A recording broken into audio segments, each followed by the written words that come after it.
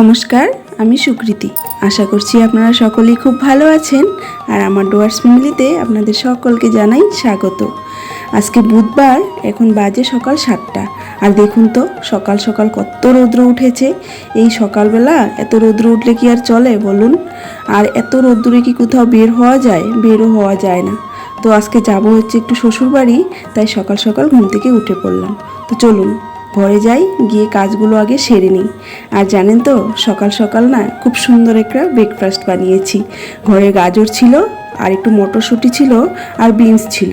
তাই ভাবলাম যে একটু খিচুড়ি বানিয়ে দিই।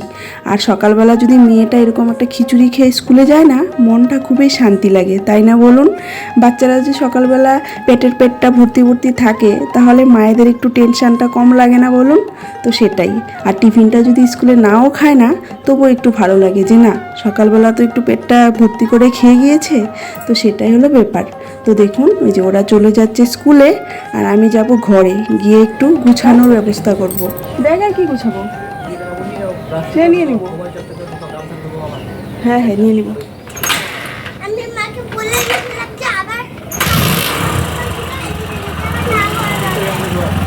হ্যাঁ, টাটা। তো চলুন, ওরা চলে গেল আর আমরা যাই একটু ঘরে গিয়ে তাড়াতাড়ি করে না একটু কাপড়গুলো গুছিয়ে নিই। তো যা যা প্রয়োজনীয় জিনিস সেটাই নিয়ে নিব, কারণ থাকবো তো একদিন, বেশি দিন থাকবো না।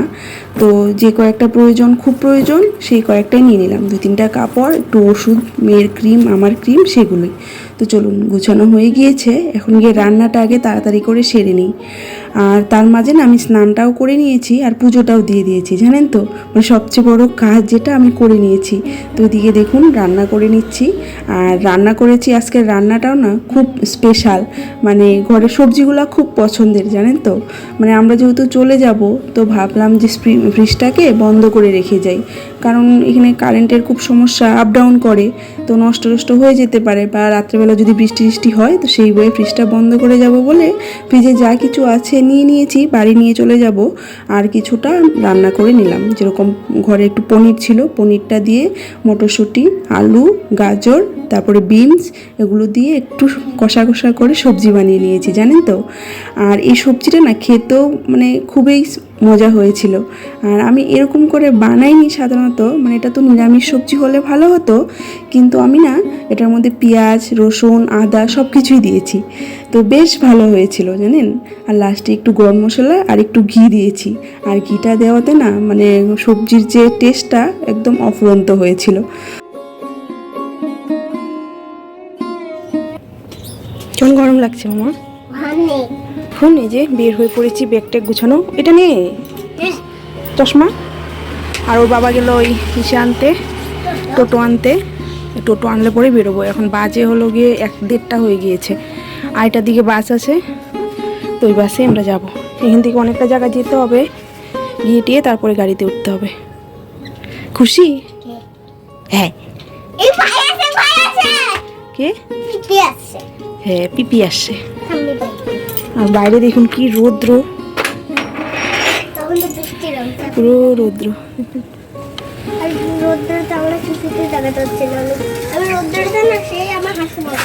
তাই রৌদ্রতে নাকি ওর সেই হাসুম আসে, দেখানোই যাচ্ছে না। তো চলুন বের হয়ে পড়ি। তো চলুন, এই টোটো চলে এসেছে, ঠাকুরের নাম নিয়ে বের হয়ে পড়ি। বাচ্চা কাচ্চা নিয়ে কোথাও যেতেও না খুব ভয় লাগে, তাই না? এত দূরের রাস্তা গাড়িতে, আরে যা গরম পড়েছে, তো সেটাই হলো ব্যাপার। আর জানেন তো বাড়িতে এসেছে ননদের ছেলেটা, তো ফোন করেছিল, ভিডিও কল করে আমার মেয়েটা দেখেই চিল্লানো শুরু যে বাড়িতে পিপি এসেছে, আমি যাব। আর ওরা আসেও 6-7 মাস পরে, তো একবার যদি দেখা না হয় 6-7 মাসে একবার, তাহলে তো সম্পর্কই থাকবে না, তাই না বলুন?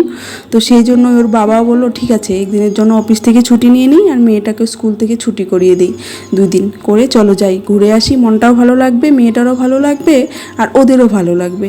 তো সেটাই মানে মনে করে এই যাওয়া আর কি। আর জায়গাটা দেখেছেন কত সুন্দর না বলুন? আর সামনে যে আমি পাহাড়টা দেখাই, ওই পাহাড়টা না এখান থেকেও দেখা যাচ্ছে, ওই যে দেখুন। তো এখানে আপনাদেরকে একদিন নিয়ে যাওয়ার ইচ্ছা আছে। তো কোনো দিন যদি যাই তাহলে অবশ্যই আপনাদের সঙ্গে শেয়ার করব। আর দেখুন সাফারিতে বসে পড়েছি, আর এই সাফারিতে বসেই যত সমস্যা তৈরি হয়েছে জানেন তো।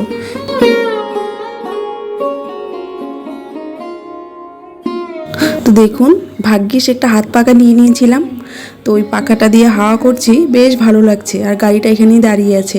আর একটা ভুল করেছি জানেন তো, মেয়েটাকে কটনের জামা না পরিয়ে একটা পিছলা কেমন একটা কাপড়ের জামা পরিয়ে দিয়েছি, আর তাতেই মেয়েটা খুব গরম লেগেছিল। পরে গিয়ে আবার চেঞ্জ করে একটা সুতির জামা পরিয়ে দিয়েছি। আর জানেন তো আমরা বের হয়েছি প্রায় 1 ঘন্টা আগে, কিন্তু গাড়িটা আমাদেরকে অনেকটাই লেট করিয়ে দিয়েছে, তাতে অনেকটা সময় চলে গিয়েছে। তারপরে ওইখানে আবার রেলগেট পড়া ছিল, অন্য গাড়ি, ওই গাড়ি ছেড়ে দিয়ে আবার অন্য গাড়ি ধরে এসেছি। আর রেলগেট পড়াতে না আমরা এই শর্টকাট রাস্তাটা ধরেছি, কারণ আমাদের 2:30টাই বেজে গিয়েছিল প্রায়, মানে আস্তে আস্তে। তো গাড়ি ছেড়ে দিবে, লাস্ট বাস ছিল আমাদের কোচবিহারের, তো সেই জন্য এই শর্টকাট রাস্তাটা দিয়েই আসলাম। আমা আসতে নামো। বাটারফ্লাই দেখে মানুষ ভয় পায়। বাহ, কত শর্টকাট চলে আসছি আমরা, দেখছিস? ভালো যা হিসেবে পাইছি তো একটা। তবু তো জানা রইল।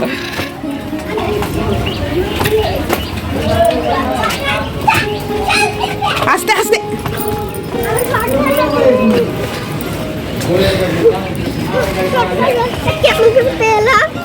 কেমন করে পেলাম আমরা রাস্তাটা। আর জানেন তো আমরা এখানে এসে পৌঁছানোর সঙ্গে সঙ্গে বাসটা চলে এসেছে, মানে ভাগ্যিস আমরা শর্টকাট রাস্তাটা আমাদেরকে একজন দেখিয়ে দিয়েছিল, না হলে তো আজকে গাড়িটাই পেতাম না জানেন।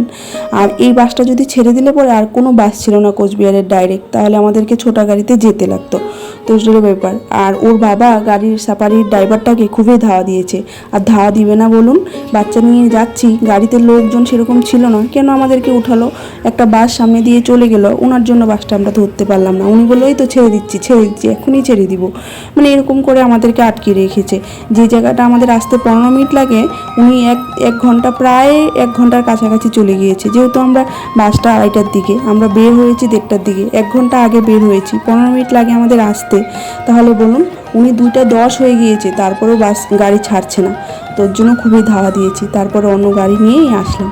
আর এই যে আমরা বীরপাড়া চলে এসেছি, আর বাসটা ভাগ্যিস ফাঁকাই ছিল, সেরকম ভিড় ছিল না। আর বীরপাড়া আসার পরে না একদমই খালি হয়ে গিয়েছে জানেন তো। আর এই যে এই বাগানটাই লাস্ট, এরপরে ফালাকাটা পার হয়ে আর একটা ছোট্ট বাগান আছে, এই বাগানটা পার হয়ে আমাদের বাড়ি। তো ওই যে ফালাকাটা চলে এসেছি। আর এখানেও লোকজন উঠেছে, কিন্তু সেরকম ছিল না। আর ওরা দেখুন পিছনেই বসে আছে, আর আমি সামনে বসেছিলাম জানেন তো। আর আমি পিছনে যাইনি, আর পিছনে সিটগুলো ফাঁকা ছিল বলে মেয়েটা একটু হাত পা ছড়িয়ে বসতে পারবে, তো সেই জন্য ও পিছনেই বসেছিল, একটু ঘুমিয়েও পড়েছিল মেয়েটা। আর এই যে আমরা চলে এসেছি বাড়িতে।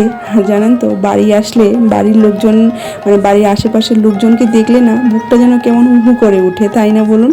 তো আমার তো সেরকম সেটা হয় না, আমার তো সবার সঙ্গে চেনা পরিচয় নেই, যেহেতু এটা আমার শ্বশুর বাড়ি। কিন্তু আমার হাজব্যান্ডের, ওর তো সবই চেনা না। আমার সঙ্গে ওর ছোটো কাকুর সঙ্গে দেখা হয়েছে, তো বলছে কিরে অনেকদিন পরে তো আসলি, ও বললো হ্যাঁ। তো এই যে ওর ঠাম্মি, চলে এসেছি আমরা ফাইনালি বাড়িতে। এটা আমাদের বাড়ির রাস্তা, আমাদের বাড়ির গলি। আর ভিডিওটাও এখানে শেষ করছি, আপনাদের সঙ্গে দেখা হবে কালকে আরেকটি নতুন ভিডিও নিয়ে। আর আমার ভিডিওটা যদি আপনাদের ভালো লাগে তো অবশ্যই লাইক করে দিবেন, কমেন্ট করে বলবেন। আর সবাই ভালো থাকবেন, সুস্থ থাকবেন। তো সবাইকে অসংখ্য ধন্যবাদ।